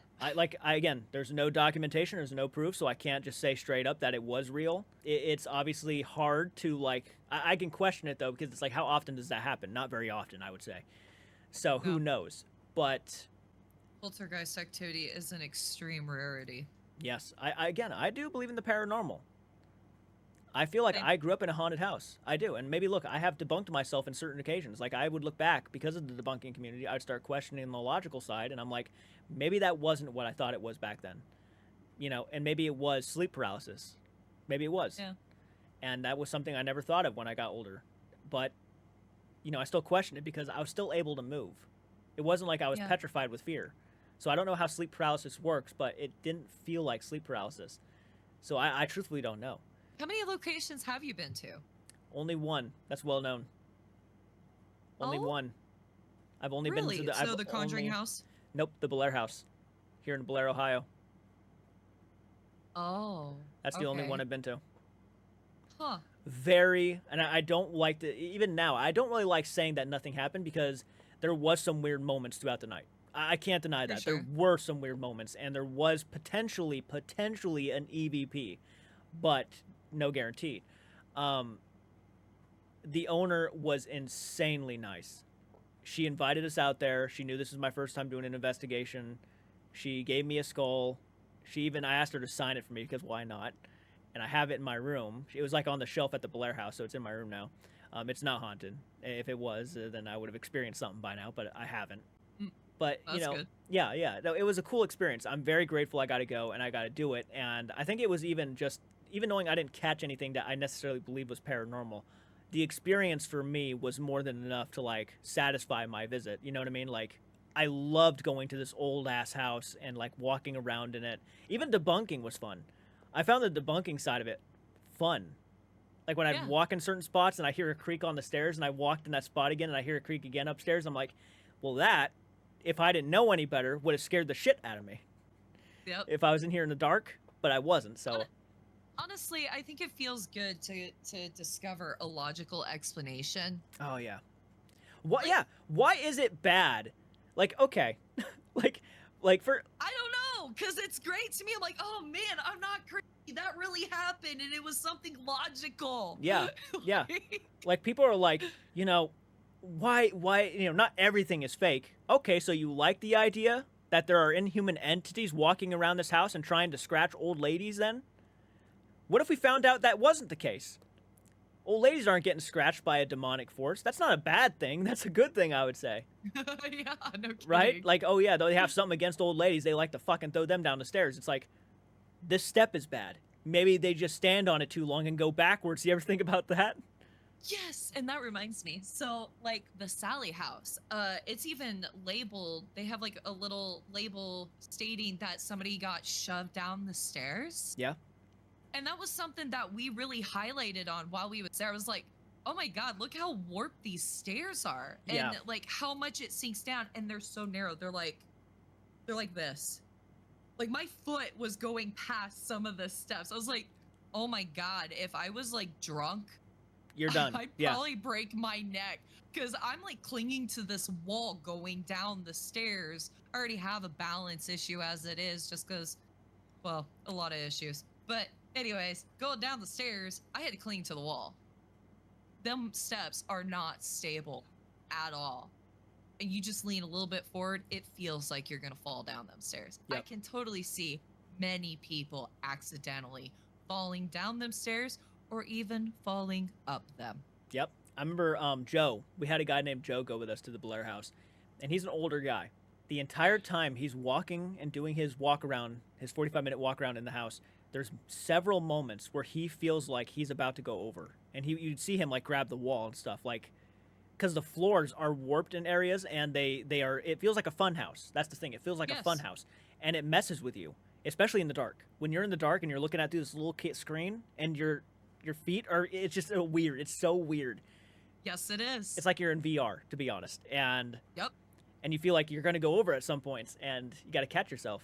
And yeah, he experienced that quite a bit during his stay. Yeah, that video would have been like 5-6 hours long if I didn't cut anything. Trust me, I know how that goes. Don't ever do 2 days. When you do 2 days, you end up with way too much footage, and it's very painful to go through. Oh God, to me that was. I finally know what it's like now to sit down and edit like a paranormal investigation, and it really is a dragging experience. You to try to listen to all the audio to. Yep. Oh my God, it's and not when you fun. do it by yourself, when you're stuck doing all that on your own, it becomes very tedious very quickly. It really does. I actually, the next time it happens, I might even hire somebody to like go through and try to find if you hear anything in the background, and if you do, let me know, and I'll cut like whatever I need to cut out, because like that experience was like, it was draining, to be honest. So you're hearing this right now. Jake Hartz and Heart Mode Horror are both looking for editors to edit their paranormal investigation footage. Yes, please. Yes. Did you hear it? Like, I had to stop editing long videos because I was editing for so long in the beginning of my YouTube like comeback back in 2019. I was sitting down and editing movie reactions, and I would do this for days on end. This is literally like my full-time gig during the pandemic, and I'm sitting here and I got nerve damage in both my arms because I was editing for so long, to where like I couldn't even feel my like pinky and my ring finger anymore. Yep. And when I was like taking a hot shower, it was almost like I was washing my hair with only 3 fingers. It was the weirdest feeling ever. Sounds like you got some carpal tunnel going on. It's like a form of that, yeah, but apparently it's a little bit more complex, I guess. It's very weird. Really? Yeah, it's very weird. I sort of got feeling back in my hands though, but I'm still scared to kind of edit now because I don't want to cause it to come back. I know what you're talking about. I do it too. In fact, if I spend 2 hours editing this wrist, the amount of pain that I get all the way around, and then it shoots down my arm. Yep. But it's always 3 fingers that get affected the most by that sensation. I tend to get it in the ring and the pinky a lot, and my thumb. Yep. Same. Those are my 3. Man, I do miss those days. Get it. I do miss those days. Movie reactions were fun. Yeah. Sitting down and watching like a horror movie for the first time with the headset on, and you get scared. Skin and Mark scared the fuck out of me. See, I've attempted reaction videos. I don't think I'm cut out for the job because I get so lost in my own thought process. You could literally see the cogwheel turn above my head as I'm talking. Yeah, that's why I pause it and I talk, because like I have to get what I want to say out, or it's gonna bother me. And then people get pissed off. You know, stop pausing the video, stop talking over it. Well, you know what? I'm going to put this out there right now so everybody does understand. You are less likely to get copyright struck if you pause the video every so often to give a little spew and put your commentary in. That is kind of the point of a reaction video. You watch a little bit, you pause, you talk, then you continue, pause, talk. Yep. It's just how it works. If you don't want people pausing the video, go watch the original video. The video. Yeah, save yourself save yourself the problem in the time. Like, no kidding. But no, they would rather come over to the channel and leave a shitty comment because they got nothing better to do, I guess. Some people just like to start a pot. They do. Fuck. And it's unfortunate, and I'm sorry. So fuck those people. Fuck that guy. And Get off the back. No, dude. Oh, I've received so many shitty comments from being a reaction channel. I've literally been called the cancer of YouTube because I'm a reactor. Damn. Yeah. That's a bit excessive. People cannot stand reaction channels, which is fine. I get it because there's so many of them, but at the same time, it's like, geez, like, geez. You know what? I will tell you what really got me interested in your videos is when you started talking about your experiences of being bullied. Oh yeah, yeah. You went into it, and I'm like, oh my god, this guy's relatable. I like him. I'm gonna keep watching his stuff. Yep. Because I liked how you were speaking out, how you present yourself. In fact, the way you go into your tangents and you start talking, I can hear how intelligent you are. The way you can continue it and stay on point with it. Right. I think you do great. Well, thank you. You're welcome. Thank you. I appreciate that. Sometimes I feel like I just go off and I start talking and I don't know what I'm even saying half the time. But, you know, if it makes sense to a lot of people, that's all that matters. Listen, I feel you. Yeah. That's how I feel about myself. And I have no idea if I'm sounding intelligent at the end, but people say I'm smart, so it must be true. I don't know. Did I tell you I went to a flea market the other day and I scored on so many creepy ass clowns? No. I scored on so many clowns. I gotta film like a clown collection video. I have like a whole army of them right over there. And some are really fucked up. Like there's one like giant plush one I have that's over there, and he's like a jester. Sounds like you got to create some content there, Jordan. People have been dying for a creepy clown collection from me. Oh my god. Yeah, I got to do it. I got to do it. Clowns are definitely creepy. I'm not a fan. Oh, they're so fucking cool though. I tolerate it because I like you. Yeah. Yeah, I think that's what a lot of people say though. A lot of people are like, you know, y'all, you're lucky I like you because I can't stand the fucking clown behind your head. Clowns freak me out. You know, if you're into that, like, God, this makes me want to watch Nuke's Top 5. I don't know why. I just wanted to watch Nuke's Top 5 all of a sudden, but that's probably one of the most nostalgic YouTube channels for me. I know a lot of the shit's not real. It's obvious. Back then I did. Back then we would have a blast watching that shit. Yeah. Seeing like a fake CGI shadow run across the screen, my friend and me like freaking out, like, oh my God, what would you do in that situation? But obviously today it's like, yeah, it's probably really fake. One of these days, I think we should definitely do a compiled reaction vid to other content like Nuke's Top 5. That would be great. Yeah. I'm sure it would be very intriguing to listen to what we have to say in collaboration to what is going on in them videos. Put like you, Andrew, and me on a screen and just have Nuke's Top 5 playing and one of us pauses it, like pause the video. What the fuck? Yep. Like, yeah, that'd be great. That'd be great. I would love to do a little bit of that. I think Andrew actually mentioned reaction videos for the podcast channel. Like a segment where we do reactions.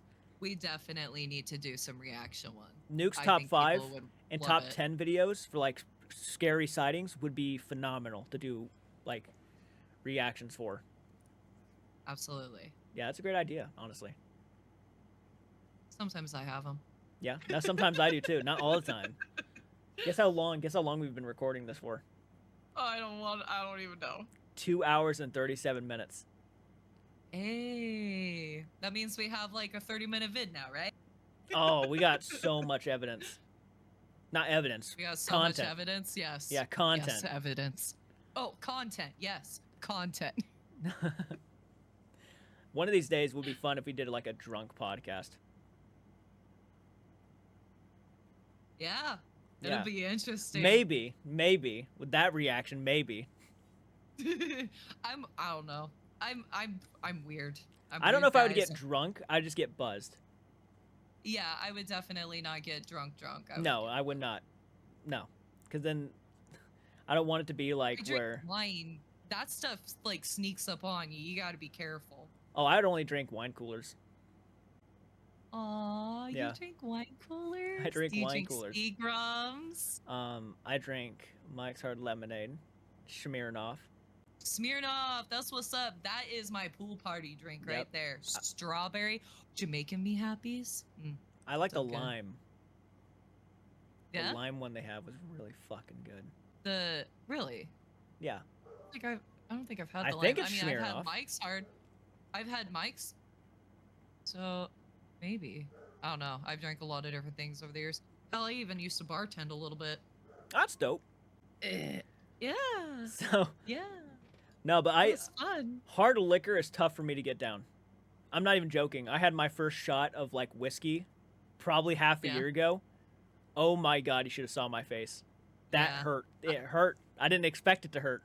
The worst I have ever had was, I think, there was Southern Comfort in it, and there was a few other things mixed in, and I don't even remember making it home that night. And somehow my clothes ended up off on the floor, strung all the way down to my bed, and I ended up in my bed. My husband had to help me get there. I don't remember from the building to the next morning.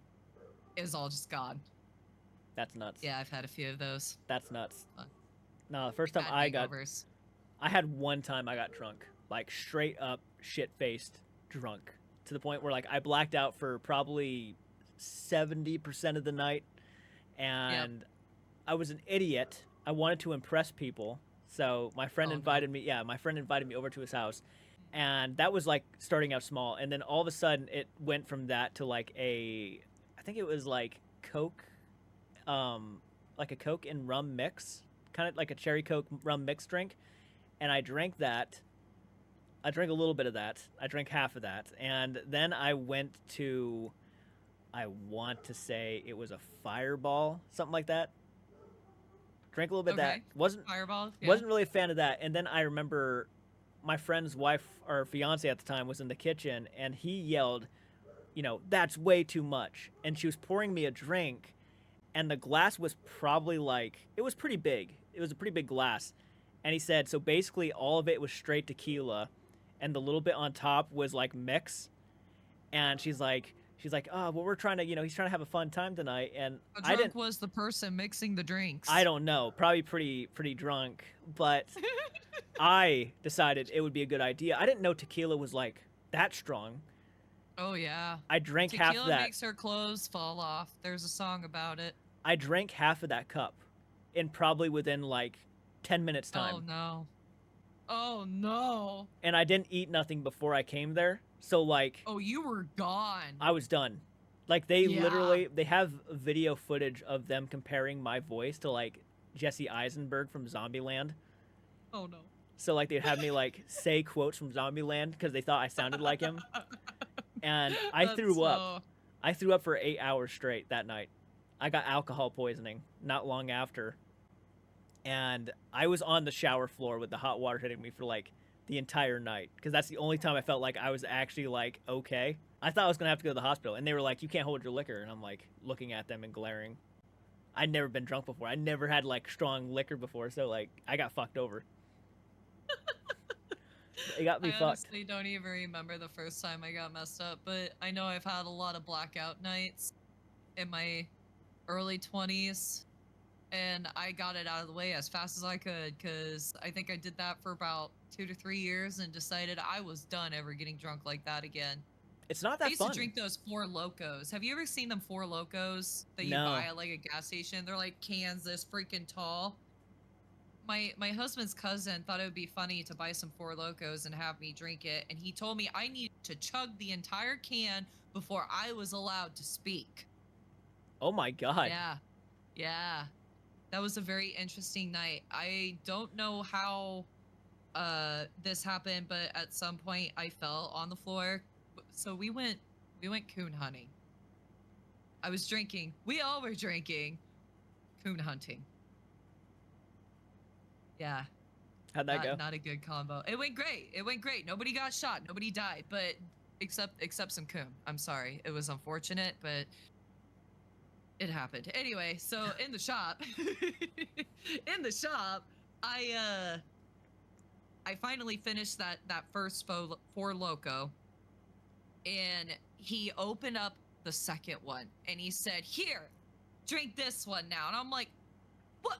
I just finished the first one, and now you want me to drink a second?" He's like, "Yep, you gotta drink that whole second." I said, "There's no way." Somehow I ended up from sitting where I was onto the ground, my knees completely scraped up. Like skin completely. Oh my god. From falling, because I guess I went to like slide off, but instead I landed on my knees. At one point, as I was getting up, there was a cop that had showed up to check on us and see what we were doing, that we had coon, and seen that we had, the license to hunt and all that. Didn't make no comment about me being obliterated. And I know his cousin kept making fun of me after that, but like I ended up walking out of the shop and towards the house, and I spewed my guts over the rail, and from then on I was dry heaving and felt like I was dying the rest of the night. That's what I remember. It's fucking miserable. Exactly. That feeling is miserable. Yep.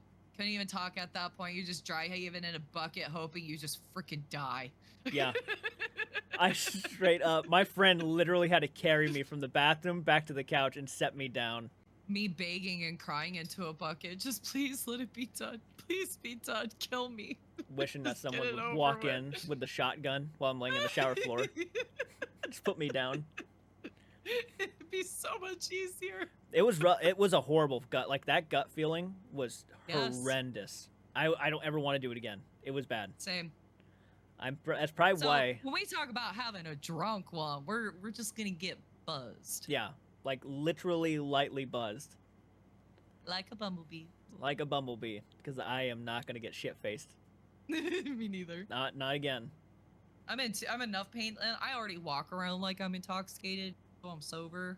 I still walk around. Too much going on with my body nowadays. Do you think it would be like a fun thing, like a fun video to? I don't know. I always wanted to do this. See, I'm okay with having fun every once in a while, but it wouldn't be an investigation. It wouldn't be an investigation. Like to go to a place like the Waverly Hills Sanatorium or something, have one person start on one side of the building and another person start on the other side of the building. This building is fucking, like, it's huge. Yeah. And you just kind of like, with night vision cameras. Just send them both in on opposing ends? Yeah. And they have no idea where the fuck they're going. Oh, that would be so fun. I would love to do a video like that. I've been wanting to do a video like that for a long time. I would totally do something like that. Yeah. Like I do get scared in the dark. I do get scared. Oh, but yeah. I'm more so scared of spiders landing on my head. So You know what my biggest fear is, though, in like a haunted building? Like the one thing that would actually like terrify the hell out of me, and it's always been in like the back of my mind, this would literally be it. If you heard someone run up on you, like actually like feet hitting the ground running up on you, you turn around and there's nobody there. I've had that happen. Yeah, that's probably terrifying.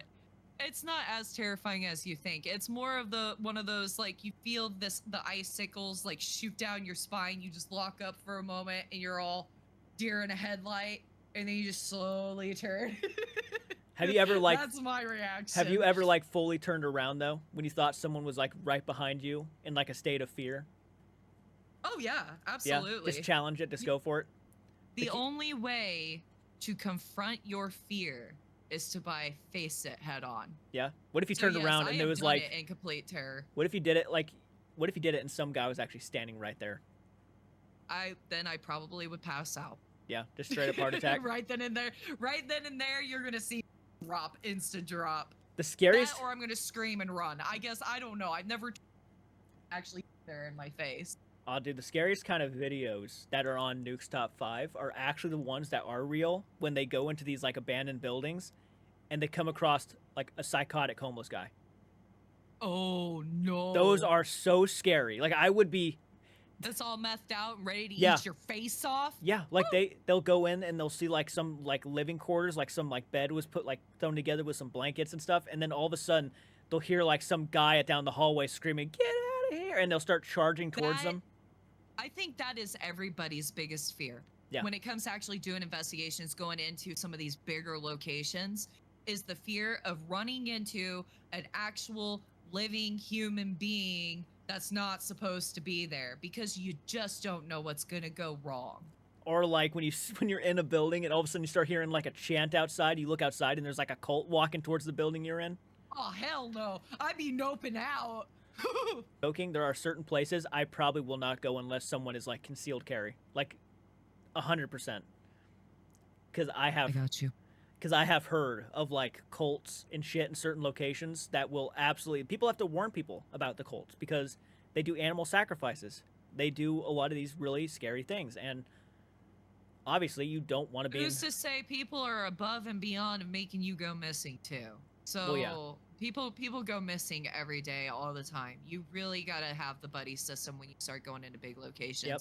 Don't do it by yourself unless you know there is people around. You've already done the full-on sweep, right? Like you're gonna do a big building, you want somebody going in on the ends of them and to figure out what happens next, right? You're gonna want to do a full scout out of that entire building before you unleash somebody in a section by themselves. Yeah.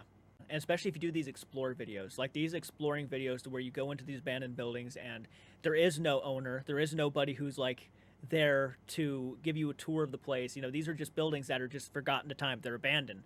That means if there's a homeless person who has nowhere to go, it doesn't, you know, you don't know their psychological standpoints. You don't know if that might be a place where somebody's hiding to keep certain evidence. You don't know anything about these locations or these buildings. Yeah, I would definitely take a concealed carry. Like if I were to ever go out into the middle of the woods and there's like a big giant abandoned building, I'm already guarantee you I will not go in there unless someone around No. me or me has a weapon of some sort. Absolutely. You're going to want protection because you never know what can go wrong, and you at least want to have some kind of defense to be able to defend yourself. Yeah. Because things can go wrong. Things have gone wrong. I know we did one investigation at a high school that's still a nameless location, can't name it, but we had a moment where we saw somebody all the way down the hallway at the end of the door entrance. We saw this black shadow of a person standing in the doorway staring in at us. At this point in time, we honestly thought people were messing with us. We legitimately thought there was kids showing up to mess with us. We don't know how they're going to respond. And my brother was there that night, and my brother thinks he's a big old macho man, so he got that adrenaline pumping, and he full on charged down that hallway after that person. They ran? The crazy thing is, I followed after him.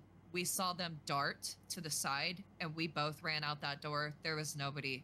There's a big opening, a couple miles of an opening. So we should have been able to see where this person went, but we never did. And then we tried to debunk it. So we made everybody go back to that room and then even have me stand on the outside of that door to see if I show up as a shadow person.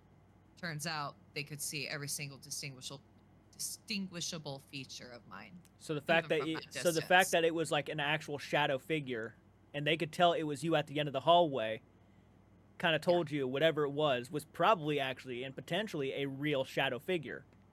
Yeah. Do you think it could have been an alien from crazy. Signs?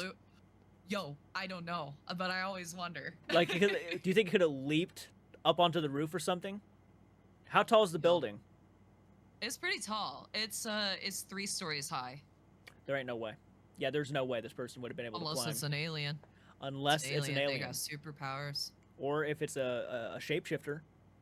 Oh, Maybe it turned into a butterfly by the time he got out.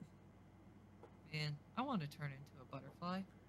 I would love to turn into a lot of things. I would love to. You think? I think that's Wolf. the coolest shit. Wolf. That's what I want to shapeshift to. Yeah. A wolf. Or like how skinwalkers are supposedly. I think they said they're like they take the form of like coyotes and stuff. A lot of the times, is what they say. Yeah, supposedly they take on these dog-like forms. Yeah, that's what the story is. I mean, I think. I mean, I'm interested in all that stuff. I know like there are content creators who over exaggerate and play pretty much jokes about it. Pretty much like they claim that a lot of these things are supernatural, but in reality, it's probably not. But I do find all that stuff like fascinating. And when was the last time you see somebody cover the cryptid chupacabra? I don't think I've ever seen a content creator actually cover the chupacabra. I think it's a real actual animal. The way I understood what the chupacabra was, it was like this demon-like dog. Well, apparently there is like a dog that actually is a bit different from other dogs, and it's actually it's been confirmed as a real animal out in Mexico. Did they name it the chupacabra? I'm pretty gosh dang confident they did. I'll even put a picture up on the screen, like when I edit this. Oh man, yes, you'll have to show me, because as a child, I was warned about chupacabras, this cryptid-like being, this demon dog thing, out in the woods here in Iowa. In fact, I've never heard of that out in Iowa. My own grandmother warned me about it. Like, we would go on walks out in the woods. She had 2 Doberman dogs. Yeah. That she would take with her. And there was one time, she warned me to always stay close, because there was this one time that she was out there with one of her Dobermans, and this demon-like dog came walking right out in front of her and challenged her, growled at her, and her dog let loose, took off running the opposite direction, and she went with it. That was the story I was told as a child. God. Whether or not it's true, I don't know. But she warned me about the woods because stuff like that happened. Weird things, I don't know. I don't know. You're reminding me. My friend actually has an aunt. I can't remember where the hell they live, But she apparently has a lot of stories about where they live and the woods they live around, and how apparently she even, and like obviously I got to be careful because I don't want to, this is a buddy of mine, I don't want to come off like I'm saying that this person, you know, is made up these stories or anything like that. I mean, this is personal stuff for them, so I want to make sure I'm clear on that. But she had told about the stories about when she was a child and the things that took place in that house, and the stories were very out there. So like one of the stories was that they had a crawl space, and apparently the daughter, when she was younger, she's grown up now, and she's obviously like, I think his aunt, I can't remember, said that there was an individual who would be in that crawl space, and she would literally go to the fridge and give them bologna from the fridge and meat. And like the parents apparently like asked, you know, where's all this meat going? What's happening here? We're losing a bunch of meat and it's just disappearing. And the meat actually would disappear from the crawl space. And she said that there was an individual that would be in this crawl space. And this story always like genuinely creeped me out. Hearing these kind of stories do creep you out. She called him the Rain Man. And the reason why he was called the Rain Man was because he would only be in that crawl space on rainy days and days where it was storming.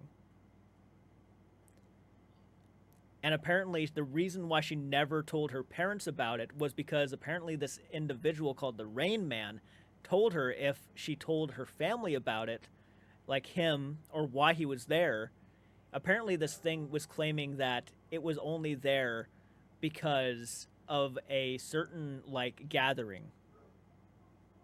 Like, it was there to stay for a certain gathering. And if she ever told her parents about this thing and the gathering itself, it would kill her parents. Obviously, there's not a whole lot of credibility to that. I don't know if I believe it myself, but it was like a very out there, if my kid came up to me and told me about something like that, I would be a little bit disturbed myself. I'd be like, that is either a hell of an imagination or there's really somebody living in that crawl space. Yeah, that Creepy. would freak me out. Creepy. But that's not the only thing that happened. Apparently, another thing that happened was, and this is actually more recently, so their dog was killed out of nowhere. Oh no. Out of nowhere. But the reason why that is disturbing is because it wasn't killed like an average dog. It wasn't hit by a car. What happened was the dog was like murdered by something, and they found it in the parking lot of their house. And I don't want to like get too descriptive because obviously that's pretty disturbing, but like, and maybe I can bleep this out, but the dog's stomach was slit open. Oh no. Yeah, the only thing I can think of was like a person did it. Like, okay, did this actually look like an incision? Like someone actually cut the dog's stomach open. Okay, cause the only reason why I asked that is because sometimes when animals unfortunately get hit by vehicles, that also can happen. So I just want to make sure. Well, that's the thing. Like, from what you know, it's like almost like a surgical type incision. Don't quote me on this, but I'm almost confident he might have mentioned something about how the intestines and stuff, everything inside of it was taken out of it and gone. Man. The dog was left there, but everything on the inside of it was taken. If it's somebody, man, that's screwed up. Like, the only thing that I could play out logically from my brain is like, okay, was this dog hit? Okay, did other animals come out and like take? But I'm gonna go on if I gotta lean towards this being like truth by what you're telling me. Yeah. Maybe they have an enemy. It could always be another person that decided I got tired of this dog shit in my yard, so now I'm gonna do horrible things to it, and then I'm gonna throw it back in your yard. There you go. There's dog. Yeah. And the scary part is like people do stuff like that too. Oh yeah. We live in a sick world. Yes, we do. Like the place that they live, I mean, all the stories I was hearing when I was like growing up, and he would tell me about like what his aunt would tell him about these stories, and it's some really weird. I think pretty out there stuff. I think she also might have suffered from potential sleep paralysis, because I remember there was a story. Okay. There was a story that she was telling, like told my buddy, that apparently she saw a leprechaun one night, or what she believed to be a leprechaun, and it was at her bed. Where's why I was mentioning sleep paralysis potentially, more than likely, and how it like climbed up on her bed and then she even heard it running out of the room down the hallway. And it had like green clothes.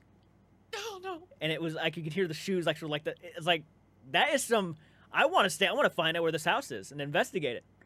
Hold on, I'm tapping into my psychic abilities for a second. Oh, did the leprechaun have an orangish red beard?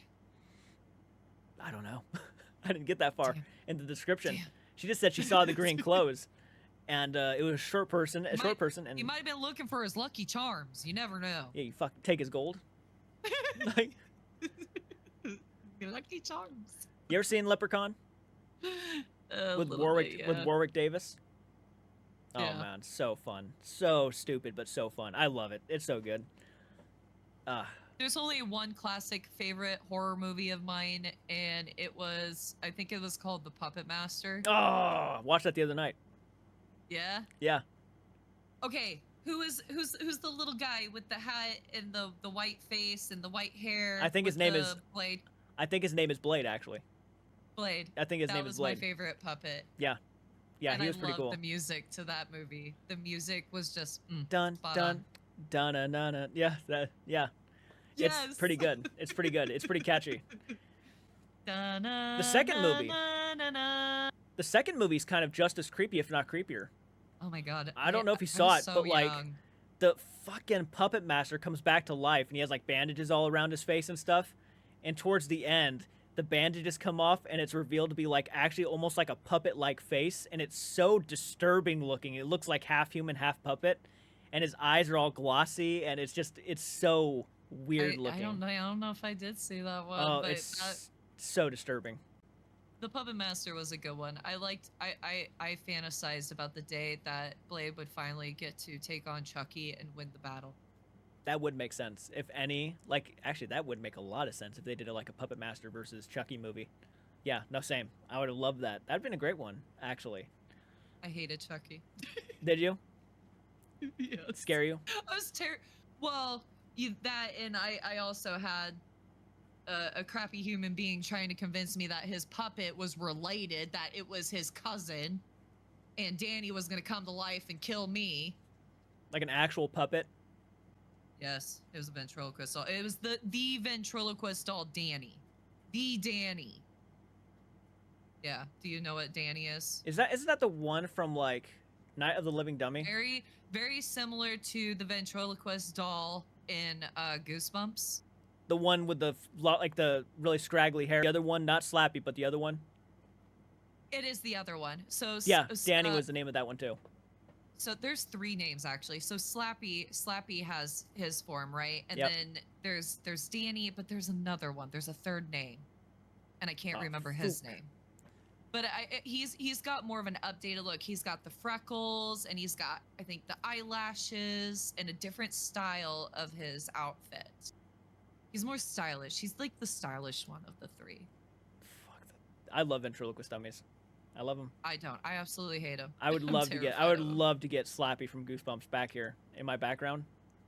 I think I would love to get one only to set it on fire and laugh while I did it. Those things are expensive. Psychotic? Is it psychotic to want to do that, though? Not really. Not really. I guess if you have like a certain satisfaction you might get out of it. I mean, as long as you feel good about it, you know. Therapeutic. This is my way of giving back to society. Let it burn. But those things are so expensive. Like actual ventriloquist dummies are like over $1,000. Yeah, they're ridiculous. Yeah, I think they're cool as hell, personally, but I get why people freaked out about them. But I love things that people are freaked out about, to be honest.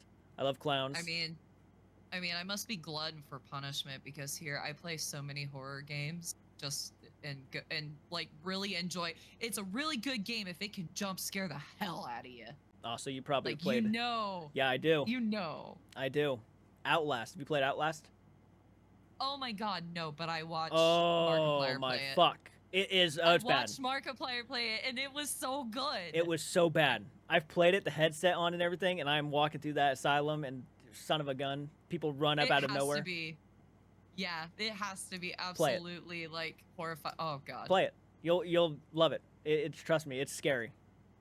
I know. I watched the gameplay. You won't be able to finish it. I know. That's why I'm scared to play it. I still have yet to beat that game. I've tried 3 whole times to beat that game. Never happened. hit the like button, subscribe to the channel. Go support our solo channels if you guys so wish. Give them a lot of love, and leave your comments down below. Ta-ta for now. Bye.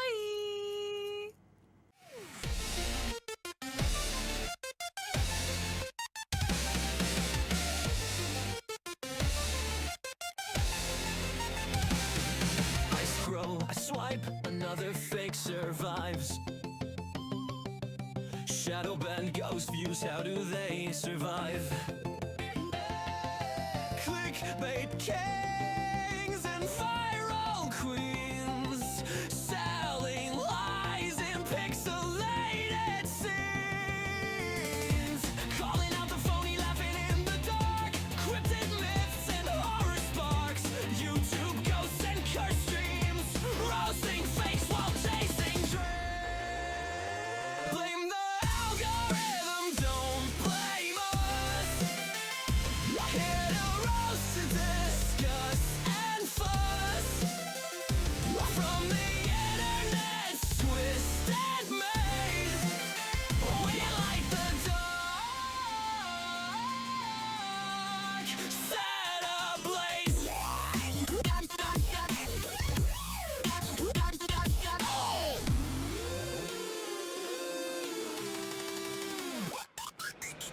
Creepypasta tales and haunted nights.